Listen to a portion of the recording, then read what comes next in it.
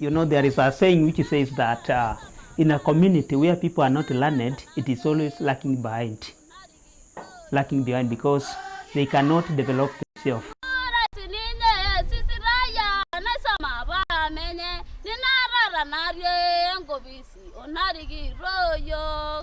Adante sayang sama desidayamo mukwetiki ninye nakiamana imi oltung'ani eeta ilapaitin 12 wenkae ninye ore enkerai eini neponunui aasir ajo jinoto enkerai ormori meyiolo ninye anahe kanahe meenapo.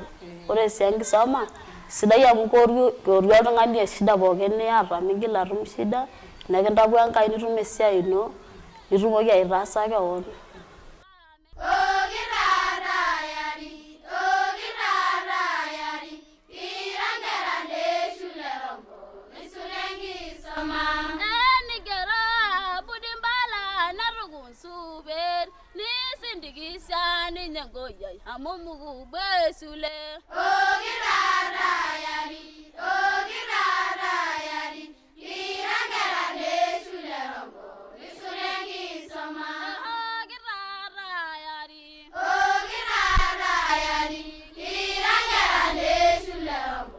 Ore apa larin 25 oishari etii apa enkiti tito napi naji Nancy Kireu. Nenyor apa ena tito sukuul mpaka niany kiama ashu ormoruo apa otegelikia menye. Ore apa tina kata naa kegol oleng peejoki entito menye mayieu ormoruo. Naa ore ena atinin nagira asuju naa enkitanyanyukoto enkatinin apa Nancy egira ormarei lenye aitodolu orkulikae tung'anak le Kima.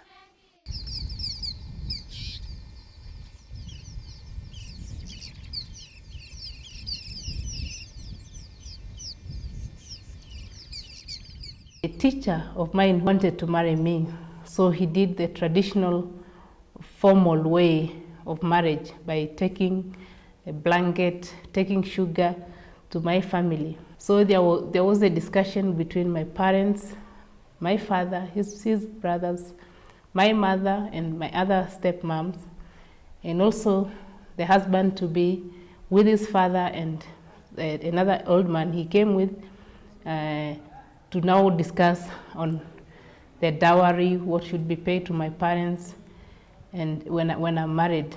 They were hoping that my answer was going to be on the positive side. So I came into the house, I was called in, I came into the house, I went and sat close to my mother, you know, because I couldn't sit next to the men because it's a sign of respect. So I went and sat close to my mother. And now my father started telling me that this is the man I've seen, and that he's going to be your husband, and so he was going to marry you.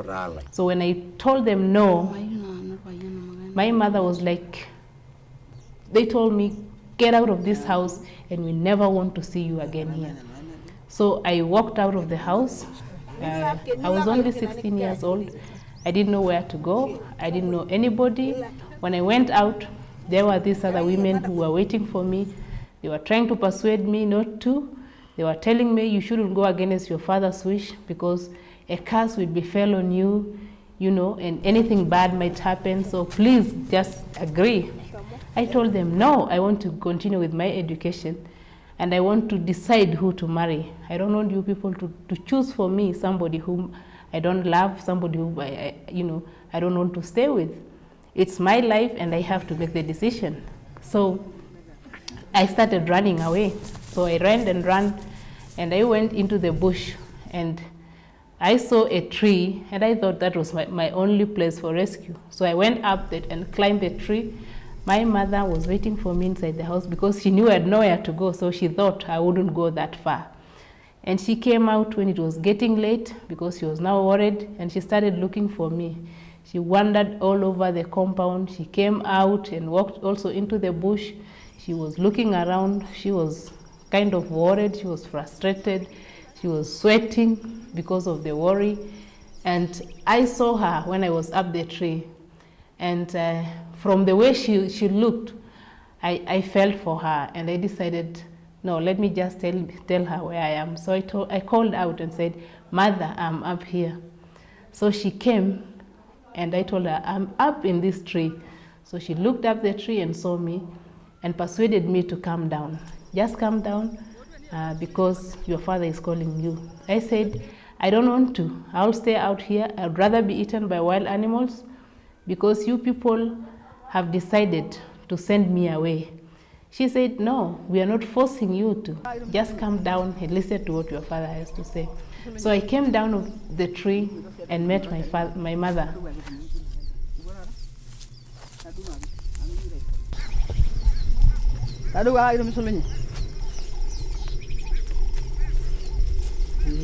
Ore taata tekulong'i netaa Nancy Kireu enkitanyanyukoto sidai toontoyie ormaasai egira aing'oru haki enye tialo enkisoma oontoyie. Ore taata paang'as agoro inakata piany orpayian nalotu aitoki aendelea te sukuul. Ore taata tekuna olong'i natodua naatadoyie apa nanu oltau. Metejoki apa enkiteng ake nashuko alo ewueji netii olashe. Nashuko apa sinanu alo ewueji netii ilo ashe alo aing'uraa adol ina tito. Neeku taata naa enatodua ina tito taata naa katodua dupoto amu eitu aiturraa, eitu sininye egoro nejo kalo aing'uaa ntoiwuo enyenak nelotie. Eshomo apake sininye neitoki ashukokino.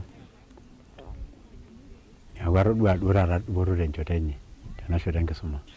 Todua naa taata naa ena kerai enkutuk apa pee eany orpayian nelotu alo aisuma nikidol iyiok ajo enoto dupoto taata amu eshomo naa atum enkisuma sidai netum taata aaku keipang tenkaraki ina ng'eno enye enkisuma nikidol neeku taata keretito kewon neret inkera enyenak neretu intoiwuo enyenak naa kegira aitoki aitodolu ajo keasita embaye sidai oleng ipang'a apa atum ina kisuma amu kegira naa aaku keitodolu taata ninye ajo isume neret taata nena kera neitoki aret naa keretoki likae tung'ani ake metaa menye ake eret openy, keret taata likae tung'ani ake. Neeku duo atodua nanu ina kisuma ajo kasidai pii. Neeku todua apa inakata piany orpayian o taata naa keeta tofauti amu kegira naa taata aitodolu ewang'an amu eitodolua naa ajo ataasa embaye sidai oleng. Ore ena sinema negira aing'or inkoitoi naagira enkerai entito ormaasai aimaa egira anyok aing'oru eng'eno. Ore apa neeruni akeyie Rambusel nelo nekimany Rombo. Nikironi te Rombo nikironi naarik nasari. Naisoma te nasari nalotu aiteru endarasa nabo tena sukuul. Naisoma ake tena sukuul mpaka endarasa eong'uan. Nehikuni papa alotu aing'oru yeyio.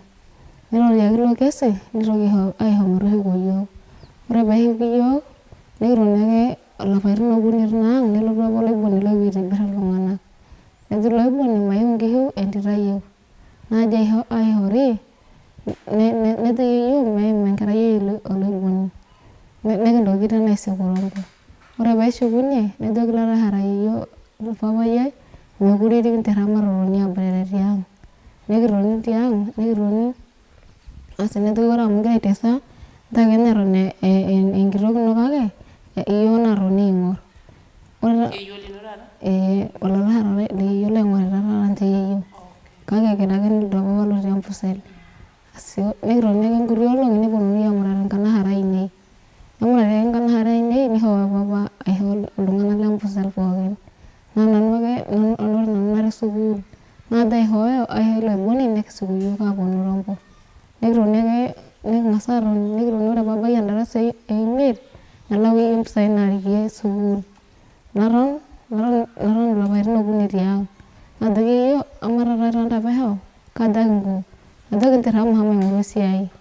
Nalo ildukai naas esiai naas esiai olapa obo. Ore pee agira aendelea likae apa pabaiki olapa obo onusu neponunui aipot tinewueji nagira aasie esiai. Asi ore ake paipoti najokini wou piilo sukuul. Maata ninye enoolong' maata sabuni meeta entoki naata. Nalotu ake nanu maata ninye school uniform.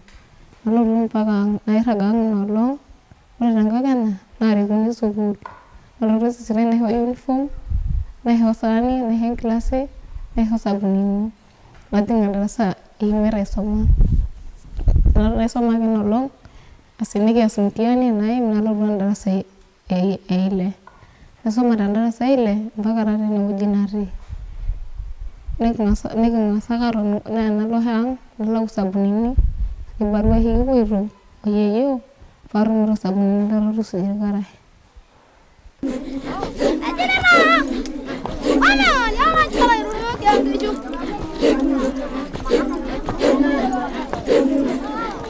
Ore irmaasai naa laramatak loonkishu, nemanya Kenya, nemanya sii Tanzania.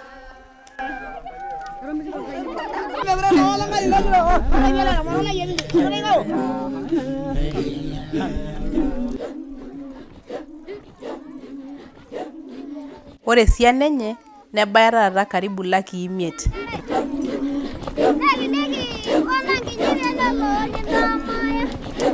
Ore apa enkata ukoloni nitu apa epuo irmaasai kumok sukuul amu tenijo aing'orr ore apa serkali ukoloni naa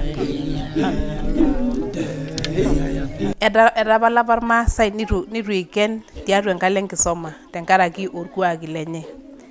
Ore ake eeta kidipa anoto uhuru inyaaka ina toki aendelea tiatua serkali taata nikiata niaku ijo duo megira aitaa toki esiai enkisoma tenkop ormaasai. Livestock is actually the life of the pastoralist.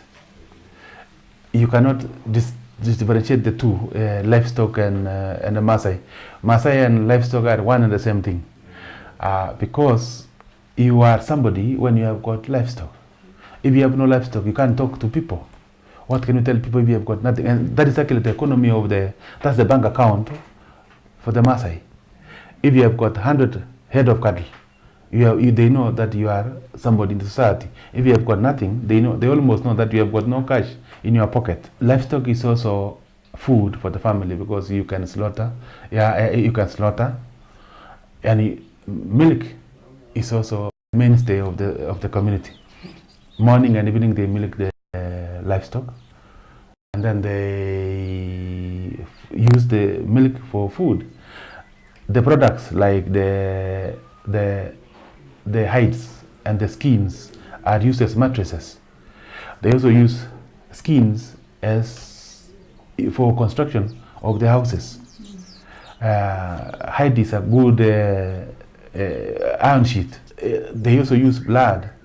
It's a good enrichment, a good food. They mix blood and milk. It forms a very rich source of proteins for the family. So livestock is everything.